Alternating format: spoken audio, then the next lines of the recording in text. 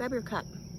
Are you someone who's been working on your health? Maybe you've had some chronic, significant health issues, fatigue, your energy is low, maybe it's digestion. Digestion is usually one of the first things, your GI and your gut, that show up first. Maybe you've been diagnosed with autoimmune, or your doctor's told you you're on the way to having that. You have a lot of markers, anything like that. I want to tell you this because this is really important. And I learned this not only in my own health journey, because I had some significant things throughout my adulthood that I needed to really figure out and go to work on. I had autoimmune diagnoses, more than one. I had migraine headaches, I had fatigue, I had gut issues, I had all the things. And I also went back to school and became a functional health practitioner because of my own health journey. So I'm telling you from what I learned, not only in my own journey, but also in my education. What you have to do first before anything else is recharge your batteries. So think about your batteries. Remember when we used to have analog clocks hanging on the wall, and you would notice when the battery was starting to go because the time would change, like it would start to slow down, and you'd look and you'd say, I don't think that's the time, and you'd check another clock and be like, yep, that clock's slowing down, the battery's dying.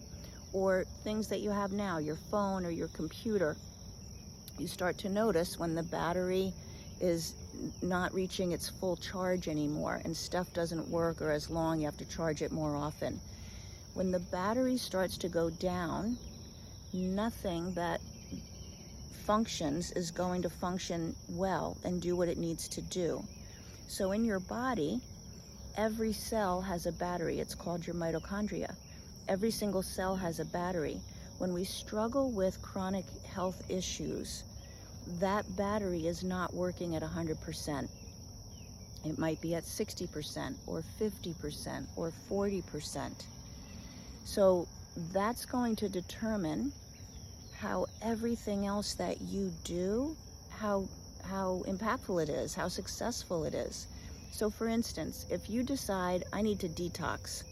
I've heard about detoxification, I have a lot of toxins in my body, I'm gonna go on a detox. But your batteries are not charged. Let's say you're at 40%.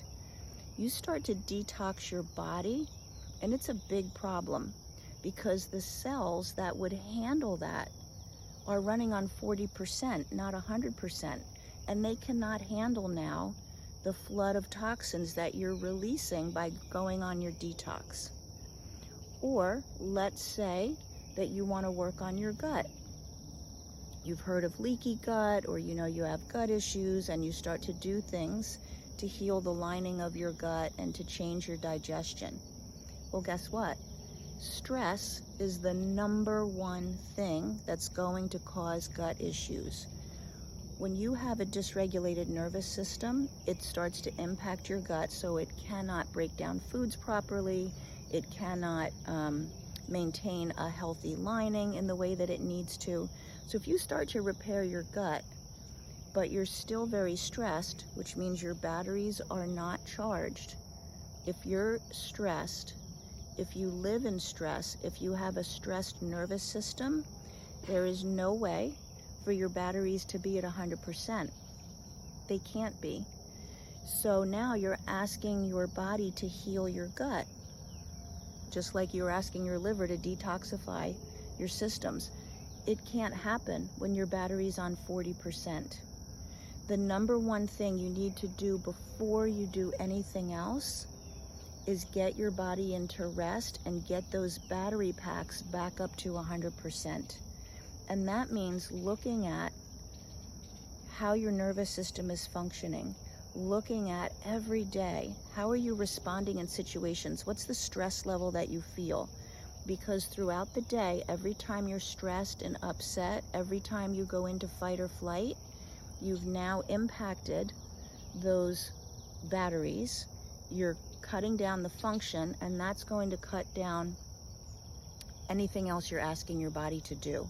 So any healing efforts, any reversing of symptoms, any improving of health, any improving of your fitness level. So let's just say you're like, I want to get in better shape, I want to be more fit, and you take on a more stressful exercise routine, that's not going to work if you're doing it on top of an already stressed system. Exercise is stress. The goal is be at rest and then go exercise, stress your system, and return to rest. Then you'll get the results that you want. If you are stressed and upset and already maxed out and your batteries are lower than 100%, you're at 40, 50%, and now you try to go exercise, you're just creating more damage. You will not get the results. You will not improve your fitness level. You will not lose weight. Your body can't do any of those things.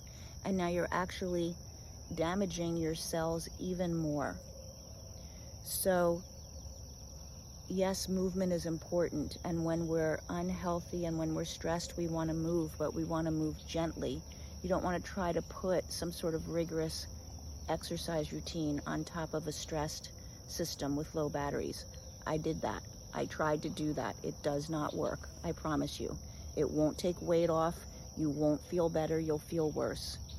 So wherever you're putting your attention, detoxifying, improving your exercise, raising your fitness, healing your gut, changing chronic fatigue, the very first thing you need to do is to regulate your nervous system, stop living in fight or flight, which means looking at your responses to the world.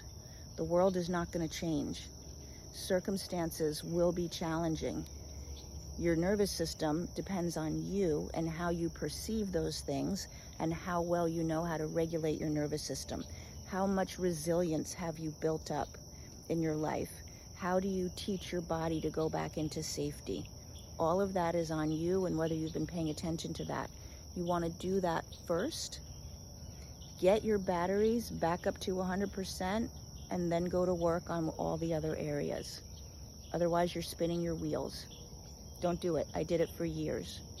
If you need help on that nervous system regulation, on how to get out of stress and anxiety, let me know. I'll send you a master class that I did. Put master class in the comments and I'll send that to you so you can really look at what's the root cause behind my stress and anxiety.